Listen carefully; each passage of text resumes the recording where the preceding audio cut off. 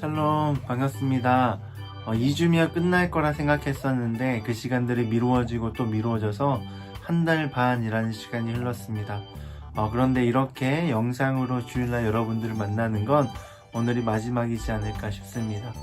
물론 이제 유튜브 채널을 개설하기도 하고 또 그것에 다른 영상으로 여러분을 만나긴 하겠지만 주일날 예배 대신해서 이렇게 말씀을 나누는 시간은 오늘이 마지막일 것 같습니다.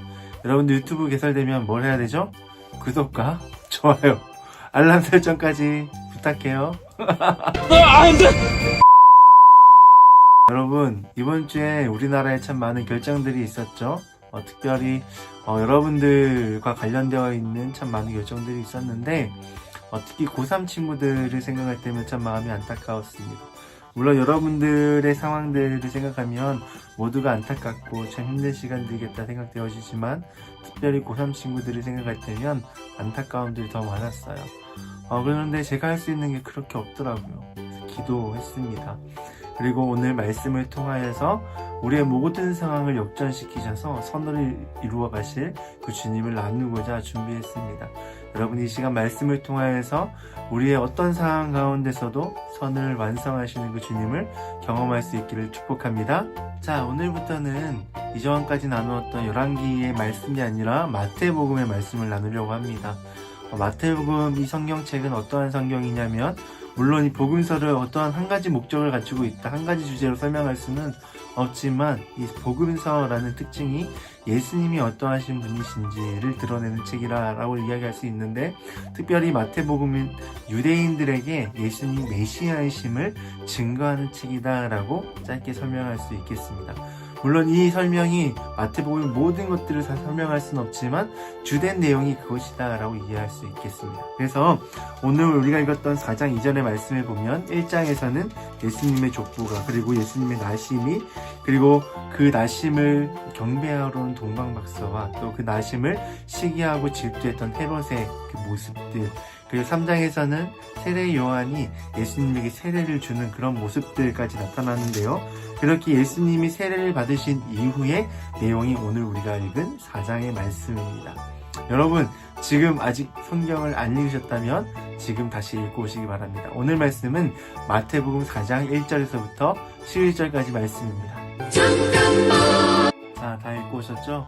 마태복음 4장 1절에서부터 11절까지의 말씀의 내용은 예수님께서 광야에서 마귀에게 시험을 받는 장면이 기록되어 있습니다.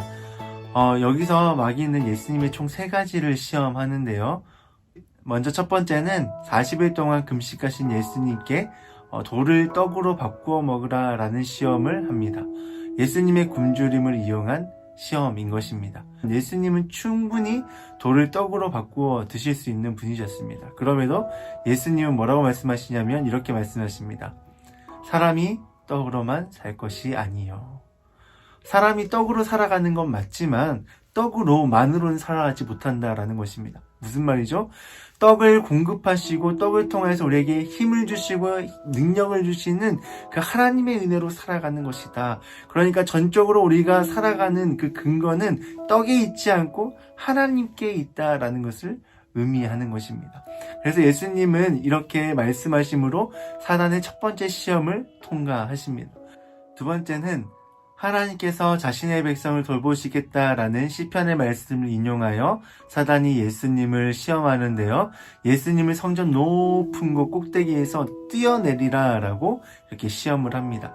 그때 예수님이 사단에게 어떻게 말씀하시냐면 주 너의 하나님을 시험하지 말라 라고 말씀하십니다. 하나님께서 사랑하는 자신의 백성을 보호하시는 것, 돌보시는 건 맞습니다. 그런데 그 백성이 하나님께 당연한 권리로 여기며 하나님 나를 돌보아 주세요, 보호해 주세요 라고 이야기할 수 없다라는 것입니다. 만약에 우리가 그런 권리를 가지고 있다면 하나님이 우리의 주인 되시는 것이 아니라 우리가 하나님의 주인이 돼 버리기 때문입니다. 주인과 종의 역할이 바뀌기 때문입니다. 그래서 예수님은 사단에게 주 너의 하나님을 시험하지 말라라고 이야기한 것입니다. 그리고 마지막 세 번째 시험은 예수님을 지극히 높은 곳으로 사단이 인도한 후에 세계 모든 것과 그 영광을 보여주며 자신에게 경배할 때 이 모든 것을 예수님께 주겠다 시험합니다. 그때 예수님은 이렇게 대답하십니다. 사단아 물러가라. 기록되었으되 주 너의 하나님만 경배할지어다. 다만 그를 섬길지어다 라고 말씀하십니다. 여러분, 하나님이 우리의 왕이시고 우리에게 목적을 주시는 분입니다. 우리의 목적을 위해 우리가 하나님을 섬기는 것이 아니라 하나님께서 우리를 사랑하시고 우리를 돌보셔서 우리에게 참된 목적과 참된 인생을 살아갈 수 있는 의미를 허락해 주십니다. 그런데 우리는 때로는 우리가 왕이 되어 하나님을 나의 목적을 위해 사용하는 경우가 많이 있습니다. 이러한 시험에 예수님은 하나님만이 내가 경배할 대상이고 하나님만을 섬길 것이지 내가 하나님을 사용하지 않겠다. 나의 목적을 위해서 하나님을 이용하지 않겠다라고 고백한 것입니다. 오늘날 우리가 하나님의 은혜로 살아갈 수 있다는 사실, 그리고 하나님이 우리를 보호하시지만 그게 권리가 아니라 하나님이 우리를 사랑하셔서 우리에게 은혜로 허락하신다는 사실, 그리고 하나님이 내 인생의 목적을 허락하시는 분이라는 사실을 어떻게 깨달을 수 있을까요? 이 말씀을 통하여서 깨달을 수 있습니다. 예수님께서 신명기 6장과 8장 말씀을 통하여서 그 사단의 시험을 이겨내신 것처럼 오늘날 우리도 이 말씀을 의지하고 이 말씀 가운데 거할 때에 이런 시험들을 극복해 나갈 수 있습니다. 사랑하는 여러분, 이 말씀을 더욱더 사랑하고 이 말씀 묵상하기 힘쓸 수 있었으면 좋겠습니다.